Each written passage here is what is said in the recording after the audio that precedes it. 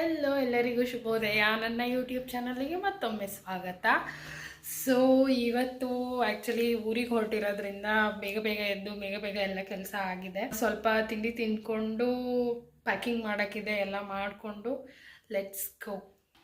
So ತಿಂಡಿಗೆ ಏನಿಲ್ಲ, very simple chapati, chutney ಪುಡಿ ಮತ್ತು ಒಂದು ಬಾಳೆಹಣ್ಣು ತಿಂತಾಯಿದ್ದೀನಿ.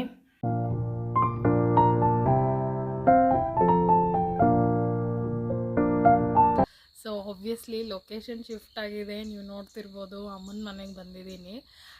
ನೆನ್ನೆ ಆ್ಯಕ್ಚುಲಿ ಬೆಳಗ್ಗೆ ತಿಂಡಿ ತಿಂದು ಟ್ರಾವೆಲ್ ಮಾಡಬೇಕಾದ್ರೆ ಸ್ವಲ್ಪ ಹಣ್ಣು, ಕಡಲೆ ಮಿಠಾಯಿ ಮತ್ತು ಲೆಫ್ಟ್ ಓವರ್ ಬೆಳಗ್ಗೆದೇ ತಿಂಡಿನ ಪ್ಯಾಕ್ ಮಾಡ್ಕೊಂಡು ಬಂದಿದ್ದೆ, ಅದನ್ನೇ ತಿನ್ಕೊಂಡ್ವಿ.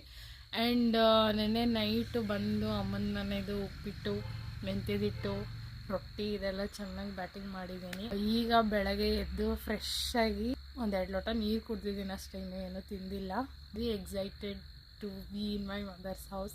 ಯೂಶ್ವಲಿ ಅಮ್ಮನ ಮನೆಗೆ ಬಂದರೆ ಜಾಸ್ತಿ ಅಗತ್ತಿಗಿನ್ನ ಹೆಚ್ಚಿಗೆ ತಿಂತೀವಿ, ಬಟ್ ಈ ಸತಿ ಹಂಗೆ ಮಾಡಬಾರ್ದು ಅಂತ ಮೈಂಡ್ ಸೆಟ್ ಇಟ್ಕೊಂಡಿದ್ದೀನಿ. So let's see. ತಿಂಡಿಗೆ ಆ್ಯಕ್ಚುಲಿ ಅಮ್ಮ ಸಿರಿಧಾನ್ಯದ ಇಡ್ಲಿ ಮತ್ತು ಆಲೂಗೆಡ್ಡೆ ಬಟಾಣಿ ಎಲ್ಲ ಹಾಕಿದ್ದು ಸಾಗು ಮಾಡಿದರು. ಸೊ ಅದ್ರದ್ದು ರೆಸಿಪಿ ಕೇಳಿದೆ ಅಮ್ಮ. ಏನೂ ಇಲ್ಲ, ವೆರಿ ಸಿಂಪಲ್. ನಿಮ್ಮ ಹತ್ರ ಎಷ್ಟು ಥರ ಸಿರಿಧಾನ್ಯ ಇದೆ? ಯೂಶ್ವಲಿ 7-9 ಥರ ಏನೋ ಬರುತ್ತೆ, ಬಟ್ ಅದರಲ್ಲಿ ನಿಮಗೆ ಮಿನಿಮಮ್ ಒಂದು 5 ಟೈಪ್ಸ್ ಇದ್ದರೂ ಸಾಕು. ಅದೆಲ್ಲದನ್ನು ಆರ್ಕ, ನವಣೆ, ಊದಲು 5-6 ಟೈಪ್ಸ್ ಇಟ್ಕೊಂಡು ಅದೆಲ್ಲದನ್ನು ಒಳ ಹಿಡಿಯಷ್ಟು ಹಾಕಿಬಿಟ್ಟು, ಎಲ್ಲ ಒಂದೊಂದು ಹಿಡಿಯಷ್ಟು ಹಾಕಿಬಿಟ್ಟು, ಅದಕ್ಕೆ ಅಕ್ಕಿಗೆ 1 ಚಟಾಕಷ್ಟು ಉದ್ದಿನಬೇಳೆನ ಹಾಕಿ ಅದನ್ನು ನೆನೆಸಿ, ಸೇಮ್ ದೋಸೆ ಹಿಟ್ಟು, ಇಡ್ಲಿ ಹಿಟ್ಟು ಯಾವ ರೀತಿ ರುಬ್ತೀರಾ ಆ ರೀತಿ ರುಬ್ಬಿಟ್ಟು, ಆಮೇಲೆ ನೀವು ದೋಸೆನೂ ಮಾಡ್ಕೋಬೋದು, ಇಡ್ಲಿನೂ ಮಾಡ್ಕೋಬೋದು. ಬಟ್ ಅದೇ ಅಕ್ಕಿ ಮತ್ತು ಉದ್ದಿನಬೇಳೆ ಜೊತೆಗೆ ಆ್ಯಡ್ ಆನ್ ಅಂತಂದರೆ 5-7 ಅಥವಾ ನಿಮ್ಮ ಹತ್ರ 9 ಥರ ಇದ್ದರೆ ಅಷ್ಟು ಥರದ ಸಿರಿಧಾನ್ಯಗಳೆಲ್ಲ ಒಂದೊಂದು ಹಿಡಿ ಹಾಕ್ಕೊಂಡು ನೆನೆಸ್ಬಿಟ್ಟು ರುಬ್ಬಿ ಮಾಡ್ಬೋದು.